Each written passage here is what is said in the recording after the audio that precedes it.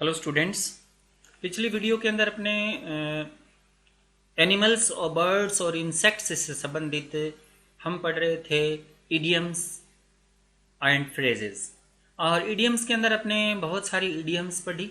अभी भी इसी प्रकार के क्वेश्चंस जो है एनिमल्स और इंसेक्ट के ऊपर पूछे जाते हैं, उस पर आज की वीडियो में हम चर्चा करेंगे। क्वेश्चन के थ्रू चर्चा करेंगे कैसे क्वेश्चन पूछे जाते हैं और कैसे उसका आंसर दिया जाता है। Let us study. What do you think of new English teacher? आप नए अंग्रेजी टीचर के बारे में क्या सोचते हैं? Personally I think she is bit of a cold. अब यहां पर क्या आएगा? She is a bit of cold. वह एक मतलब कोल्ड किसके बराबर है? यानी what do you think of, यहां देखिए, what do you think of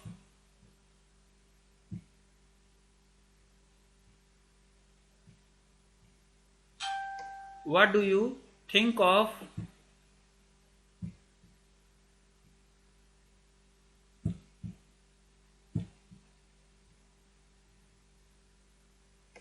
what do you think of new English teacher? Personally I think she is a bit of cold। अब वो थोड़ा सा क्या है कि नए टीचर के बारे में क्या सोच सकते हो, तो वो एक कोल्ड क्या है? फिश है, डॉग है, शार्क है, मंकी है। अब यहां पर क्या आएगा? यानी यहां पर आपको किसी न किसी जानवर का नाम लिखना है और जिसका अर्थ ये होता है कि वो एक रूखा है, मित्रवत नहीं है, फ्रेंडली नहीं है। तो आप यहां पर लिखेंगे कोल्ड फिश। तो कोल्ड फिश का अर्थ क्या होता है?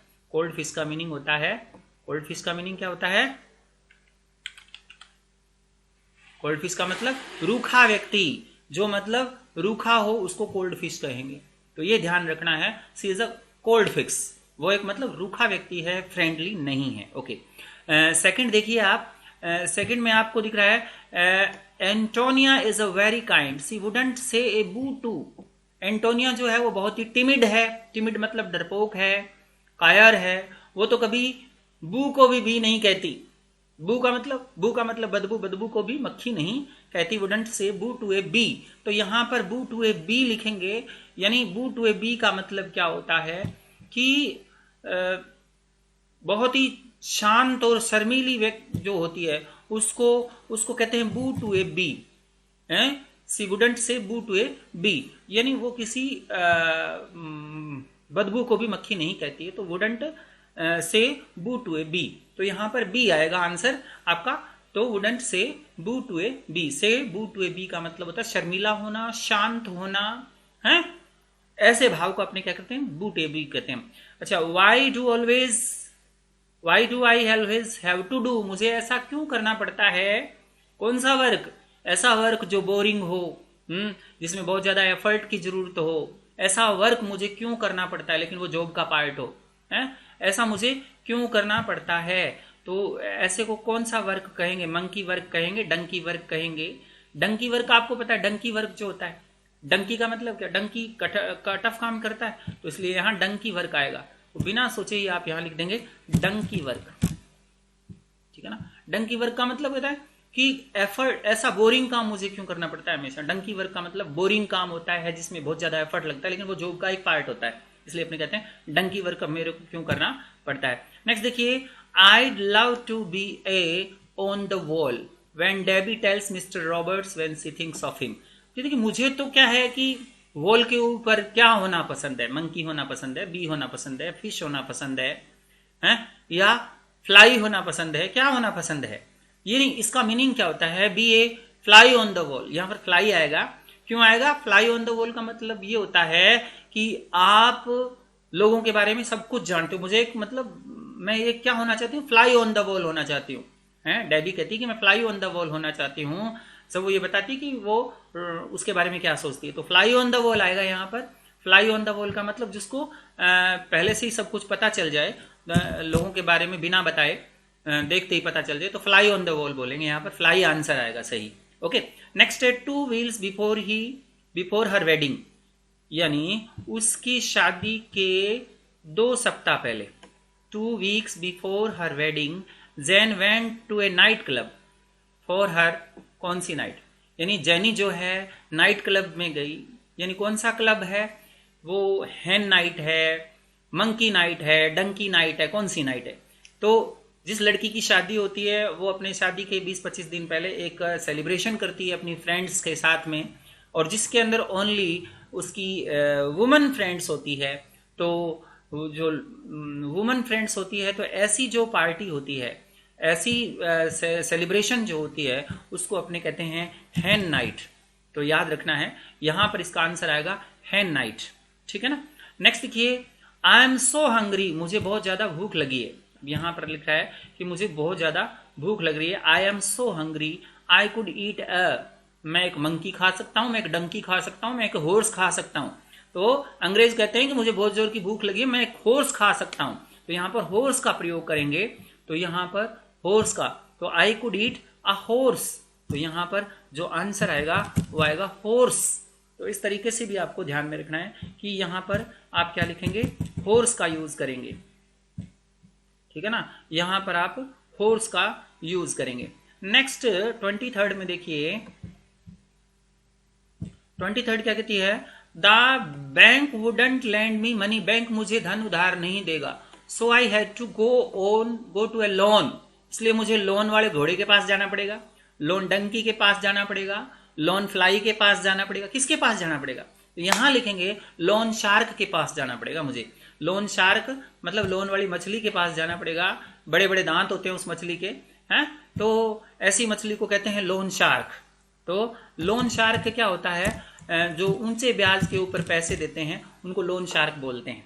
ठीक है ना, तो लोन शार्क के पास जाना पड़ेगा, बड़ी बड़ी ब्याज के दर के ऊपर जो पैसे वसूलते हैं उनको लोन शार्क के नाम से जानते हैं। ओके, तो ये भी आपको ध्यान में रखना है। नेक्स्ट क्वेश्चन आप देखिए, my boss is such a donkey bag, monkey bag, hat bag, rat bag, क्या आएगा, यहां भी किसी जानवर का नाम आएगा। I don't think I can go on working for her much longer, यानी मैं उसके साथ लंबे समय तक काम कर सकूंगा ऐसा मुझे नहीं लगता। ऐसा आदमी जो किसी को पसंद नहीं करता, या जिसको लोग पसंद नहीं करते, जो किसी के साथ खुश रहता ही नहीं है, उसको क्या कहते हैं, उसको कहते हैं रैट बैग। रैट बैग क्यों, ऐसा थैला जिसमें चूहे पड़े हो, और चूहे वाला थैला दुर्गंध करेगा, इसलिए अपने रैट बैग बोलेंगे इसको। तो रैट बैग का मतलब क्या होता है, यानी ऐसा व्यक्ति जिसकी किसी के साथ बनती नहीं हो, तो ये आएगा रैट बैग। रैट बैग का मतलब क्या होता है, ऐसा व्यक्ति जिसकी किसी के साथ नहीं बनती हो, जो सबको कुछ देखता ही नहीं है, सबके साथ नाराज रहता हो, तो उस आदमी के साथ मैं काम नहीं करूंगा। नेक्स्ट है, I feel really sorry for poor old Steven, he is so packed, यानी बेचारे बूढ़े स्टीवन के बारे में मुझे खेद है, क्योंकि वो कौन सा पैक्ड है, हैंड पैक्ड है, रेड पैक्ड है, मंकी पैक्ड है। तो ध्यान रखना है, यहां पर वो ये कहना चाहती है कि वो अपने पत्नी का गुलाम है, पत्नी उसको बार बार आदेश देती है, जोरू का गुलाम है। तो वो जोरू का गुलाम जो होता है उसको अंग्रेजी में कहते हैं हैन पैक्ड हस्बैंड। तो याद रखना है, यहां पर आएगा हैन पैक्ड, तो यहां पर हैन आ जाएगा, तो जानवर जिसका नाम आएगा वो हैन पैक्ड आएगा। ओके, नेक्स्ट क्वेश्चन देखिए आप। नेक्स्ट क्वेश्चन हमारा है, I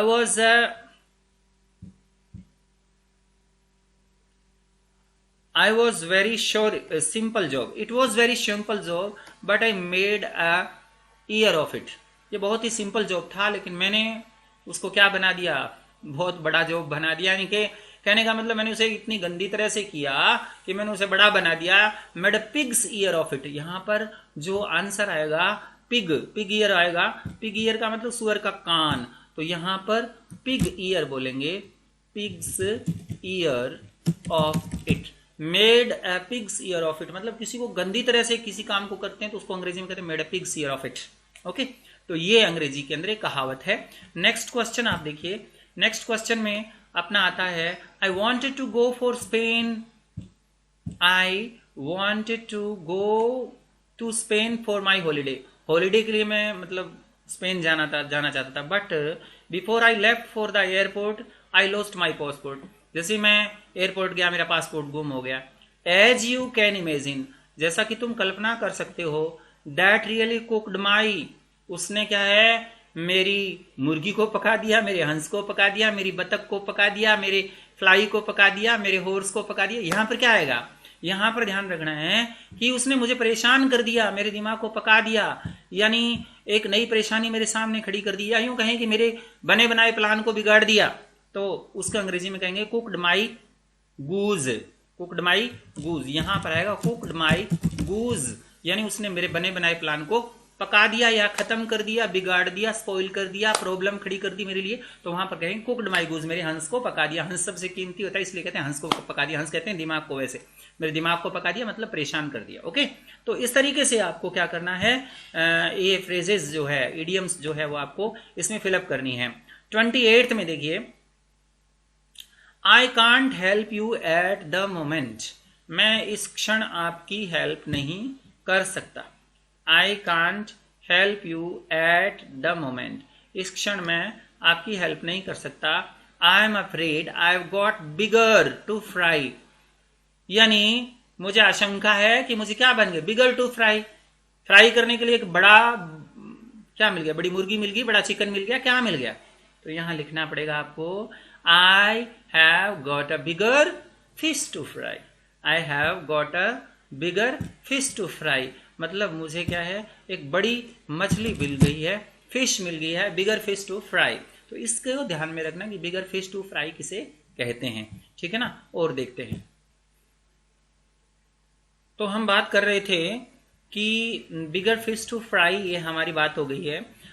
द पार्टी, अब इसमें देखिए, द पार्टी वॉज वंडरफुल, ठीक है ना। इसमें आ रहा है the party was wonderful,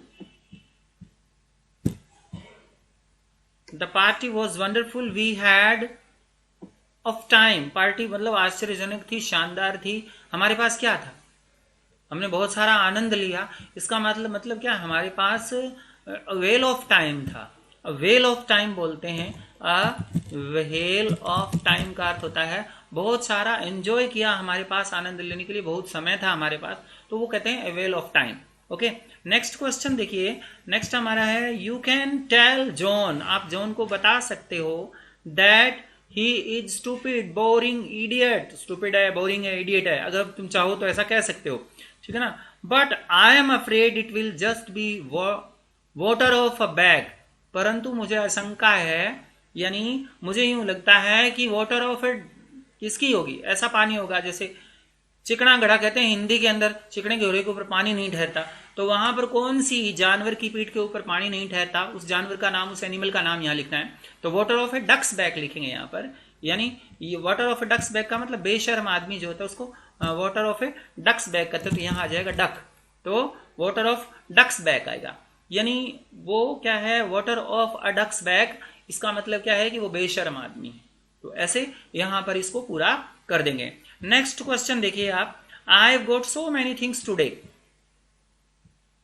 I have got so many things today, आज मेरे बहुत सारे काम हैं। I am running around like a headless, मतलब मैं एक बेदिमाग का मतलब क्या होता है, जिसके कोई दिमाग नहीं होता उसकी तरह दौड़ रहा हूं। किसकी तरह, बेदिमाग का कौन होता है, कौन सा जानवर बेदिमाग का होता है, तो यहां पर बिना दिमाग वाले जानवर की बात कर रहा है ये, तो वो होता है चिकन, हेडलेस चिकन की बात करेंगे।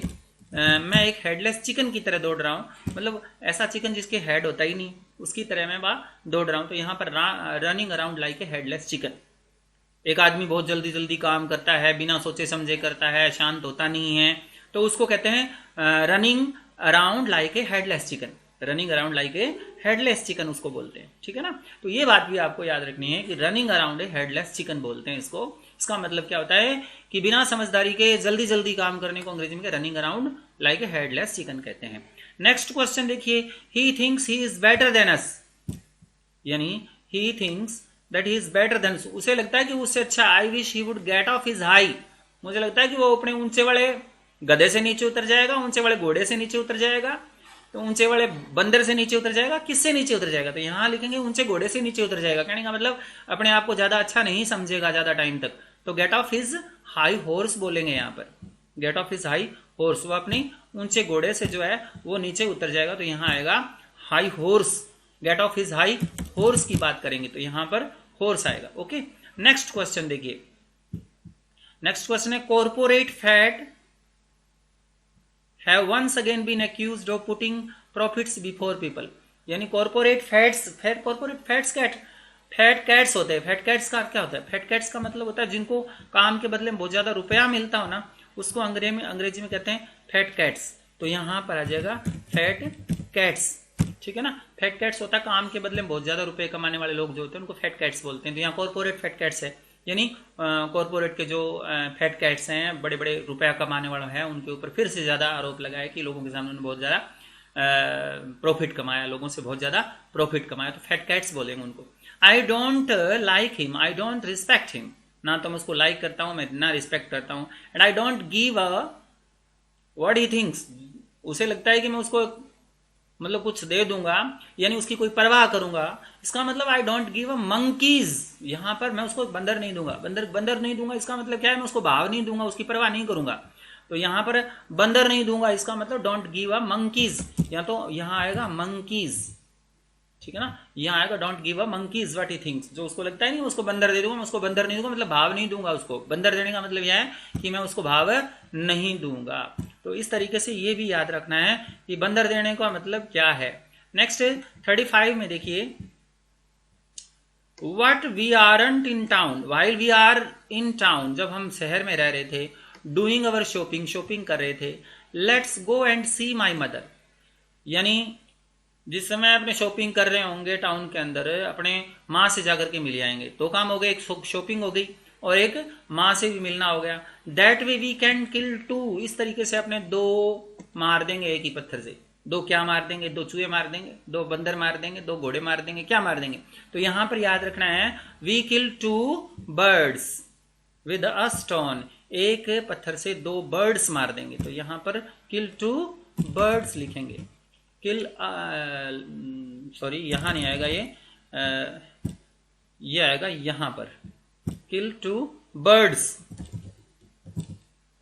विद वन स्टोन, यानी एक ही पत्थर से दो पक्षी मार देंगे। तो यहां पर kill two birds with stone का मतलब दो काम कर देना, एक काम गए थे और दो काम कर दिए। ये अंग्रेजी में एक पंथ दो काज जिसको बोलते हैं हिंदी के अंदर, तो वो होता है kill two birds with one stone है। नेक्स्ट देखिए, I never seen Annie looking so happy, Annie को मैंने इतना ज्यादा खुश नहीं देखा। He is like with two tails, वो एक घोड़े की तरह है जिसके दो पूंछ हो, वो एक कुत्ते की तरह जिसके दो पूंछ हो। तो पूंछ हिलाने वाला जानवर ज्यादा खुश होता है, आपको पता है कौन सा होता है, जब वो खुश होता है उसी में पूंछ हिलाता है, तो वो जानवर होता है कुत्ता। तो उसके लिए हम कहें like a dog with two tails, ठीक है ना। बहुत ज्यादा खुश जो आदमी होता है उसके लिए कहते हैं दो पूंछ वाला कुत्ता। तो like a dog with two tails. तो इस तरीके से आज हमने दूसरे वीडियो में ऐसे इडियम्स पढ़े जिनके अंदर बर्ड्स के नेम, जिनके अंदर इंसेक्ट्स के नेम, जिनके अंदर एनिमल्स के नेम, इनका यूज करके हम क्या करते हैं, इडियम्स बनाते हैं। ओके, अगले वीडियो में फिर मिलेंगे कुछ नई फ्रेजेस के साथ। Okay, thank you.